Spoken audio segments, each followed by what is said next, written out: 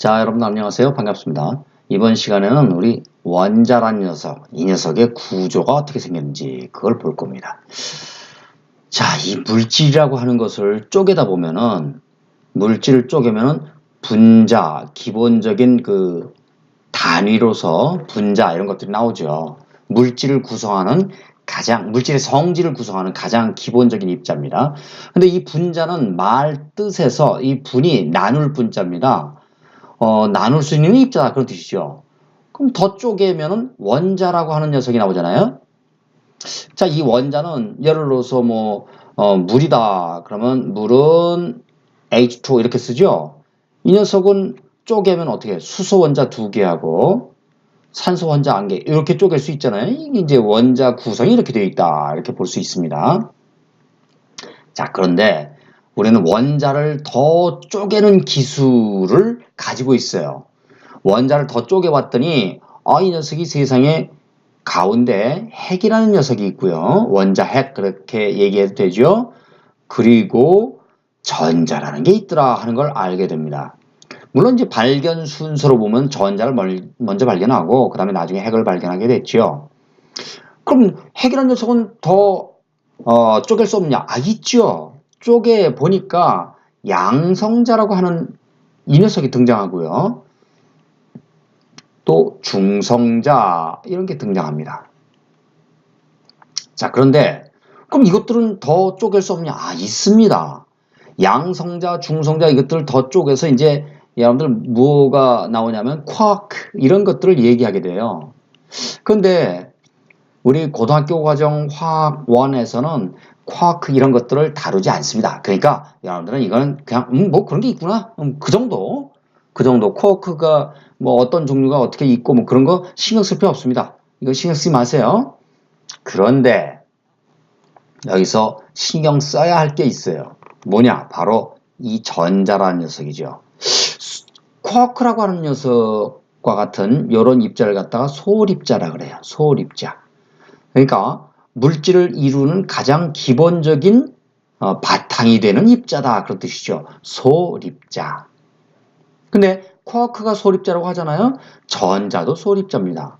즉 전자를 더 쪼개서 그 아래 하부 구조 이건 증거가 없어요. 아직까지 증거가 없으니까 이것이 가장 기본이 되는 입자다 이렇게 얘기를 합니다. 그래서 소립자 이렇게 부르는데 그럼 여러분들 여기 그림 한번 보세요. 조금 과장된 그림이긴 합니다. 원자의 가운데 핵이 있고 핵 속에 양성자, 중성자, 전자 이런 것들을 표시해놨죠. 좀 과장된 그림이긴 하지만 그냥 그런 대로 이런 게 있겠구나 이렇게 알아두시죠. 자, 가장 기본적으로 챙겨야 할 게 바로 질량비입니다. 질량비 얼마나 무겁겠냐 그 얘기죠.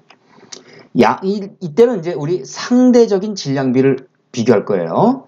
그래서 상대적으로 가령 양성자의 질량을 1이라고 놓으면은 중성자 질량도 거의 1입니다. 그래서 이 녀석은 1대1이에요. 그런데 전자, 이놈은 질량이 아주 작아요. 양성자, 중성자에 비해서 형편없이 작습니다. 어느 정도냐? 이 정도예요. 0.0005 이 정도. 그러면 1에 대해서 0.0005 이 정도 수준이면 어떻게 무시할 수 있죠. 그래서 여러분들 원자의 질량은 우리 핵의 질량과 같다고 봐도 무방할 정도로 양성자, 중성자가 일방적으로 무겁습니다. 그럼 전자는 뭐 하는 일 없냐? 있죠. 아주 중요한 일을 합니다. 전자가 출입하면서 여러 가지 이온도 만들 수 있고 그리고 이 전자에 의해서 여러 가지 분자라든가 이런 것들도 형성되고 그러기 때문에 아주 중요합니다. 그럼 전자가 힘쓸 때는 언제냐? 바로 전하량 여기에서 이 녀석이 힘을 씁니다. 전하량의 비를 보면은요. 중성자는 전하량이 꽝이에요. 없어요. 양성자가 플러스 1 그런데 플러스와 맞서는 전자는 쭉 가서 전자의 전하는 마이너스 1 상대적으로 양성자와 맞짱 뜰 수 있는 전하량을 가졌습니다. 그래서 양성자에 대응해서 전자가 이렇게 핵 바깥에 돌아다닐 수 있는 거죠. 자, 그런데 우리 양성자는 뭐 하는 일이 있으니까 뭐 그렇다고 치고 중성자, 얘는 뭐냐 이거죠. 중성자. 뭐 질량은 엄청 큰데 하는 일은 별로 없어 보이죠. 왜? 전하량이 꽝이니까. 근데 이거 아주 중요한 일을 해요. 무슨 얘기냐?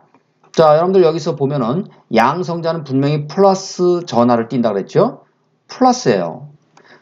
플러스예요. 자, 핵은 아주 작은 공간인데 거기에 플러스 전기를 띤 이 양성자가 막 여러 개 들어있으니까 지들끼리 막 반발하겠죠? 그렇죠? 막 반발 엄청 반발합니다. 이렇게 지들끼리. 그럼 지들끼리 반발하면 떨어져 나가 버릴 거 아니에요. 핵이 안정되게 이렇게 유지될 수가 없습니다. 자, 그러니까 이거를 떨어져 나가지 못하게 중성자라는 녀석이 드디어 여기서 역할을 합니다. 중성자 이놈이 하는 일은 뭐예요? 양성자, 핵 속에 들어있는 양성자끼리 막 서로 밀치고 떨어져 나가려고 하는 거를 요놈이 무마해 주는 거죠. 여기. 야, 가지마. 내가 니들 붙잡아 줄게. 그리고 이렇게 서로 붙잡아 주는 그런 작용을 해요. 그래서 중성자 괜히 쓸데없이 있는 거 아닙니다. 엄연히 중성자도 양성자 지들끼리 막 반발해서 나가려고 하는 걸 막아주는 아주 중요한 역할을 한다 그 얘기입니다. 자, 그래서 원자의 구조를 봤고, 그러면 여러분들 원소 기호 나타낼 때 그거 생각나죠? 왼쪽 아래에 A, 왼쪽 위에 B, 그 다음에 오른쪽 위에다가 Q 이렇게 해서 플러스 마이너스 이런 식으로 나타낼 수 있다. 그러면 여기서 왼쪽 아래 요거를 뭐라고 한다고요? 원자 번호. 자, 이 원자 번호가 뭐하고 같으냐? 양성자 수하고 같다 그러죠? 이 원자 번호가 양성자가 몇 개인지 그 양성자 수하고 같고, 양성자가 예를 들어서 22개다. 그러면 중성 원자라면 전자도 22개 이렇게 나옵니다. 그래서 이 녀석은 그 원자수 핵 속에 들어있는 양성자 개수 그런 의미예요. 왼쪽 위에 이것을 뭐라고 불러요? 질량수, 그죠? 질량수. 그런데 이 질량수는 원자의 질량을 대변한다고 볼 수 있어요. 그러면 전자는 충분히 무시할 만큼 작다. 그러니까 뭐? 양성자, 그렇죠? 양성자 개수 플러스 중성자 개수 이렇게 해서 질량수 나타내는 겁니다. 자, 그러면 왜 질량수가 양성자와 중성자만 가지고 표현되는지 그거 이해할 수 있겠죠? 그 다음에 오른쪽 위에 쓰는 거 이 녀석은 어떤 원자가 전자를 잃어버리면 양이온이 될 수도 있고, 그죠? 플러스 이렇게 나오면 양이온, 마이너스 이렇게 나오면 음이온 이렇게 되겠죠. 그래서 예를 들어서 나트륨 같은 경우 이 녀석이 전자를 잃고 그러면 나트륨이 플러스 1가 양이온 이렇게 되는 거예요. 요거는 전자를 이렇게 표시합니다. 그 다음에 만일에 염소 같은 녀석이 전자를 하나 받았다. 그럼 전자를 하나 받았으면은 이 전자 때문에 이렇게 음이온이 되겠죠. 이렇게 해서 요 오른쪽 위에 쓰는 것은 플러스 또는 마이너스 이렇게 해서 전하량을 의미한다. 그럼 이제 이온을 이렇게 나타낼 수 있죠. 근데 이온은 이런 게 있는 게 이런 것뿐만 아니라 여러 개가 모여서 이온이 될 수도 있죠. 단독 원자가 양이온, 음이온 될 수도 있고 여러 개 모여서 대표적인 게 그것을 이제 우리 원자단 이온 이렇게 부르는데 NO3- 이건 질소 하나와 산소 3개가 붙들려서 전체가 마이너스일까? SO4 2- 이건 뭐예요? 황 하나와 산소 4개가 서로 딱 달라붙어서 전체적으로 마이너스 2가 이런 뜻입니다. 이렇게 이제 여러 개의 그 원자들이 뭉쳐서 양이온, 음이온 뭐 이런 게 될 수도 있죠. 양이온으로는 뭐 가령 질소 하나와 수소 4개가 뭉쳐서 플러스 1가 양이온 이렇게 될 수도 있다는 거죠. 자, 그렇게 해서 원자의 구조가 어떻게 생겼는지 한번 살펴봤고요. 이제 우리 이제 원자 크기에 대한 얘기를 하려고 그래요. 원자가 도대체 얼마나 그 크기가 되느냐? 굉장히 작죠. 굉장히 작은데 그거 여러분들 그 수치로 얘기해봐야 별로 감도 안 올 겁니다. 그래서 이거를 원자의 크기 중에서 여러분들이 감 잡아야 할 것은 원자를 구성하고 있는 핵과 전자 이것들이 얼마나 차지하고 있는지 그런 걸 좀 감을 잡을 필요가 있어요. 아까 우리 그림 다시 위로 올라가서 볼까요? 요거 이 녀석이 상당히 좀 과장된 그림이다 그랬죠? 왜 과장됐느냐? 여러분들 얼핏 보기에 핵이 이만하고 전자가 그 근처에 발발발발 이렇게 돌아다니는 것 같죠? 그런데 실제로는 이 정도가 아닙니다. 그럼 어느 정도 되느냐? 원자의 크기를 이제 한번 비유적으로 나타내 볼게요.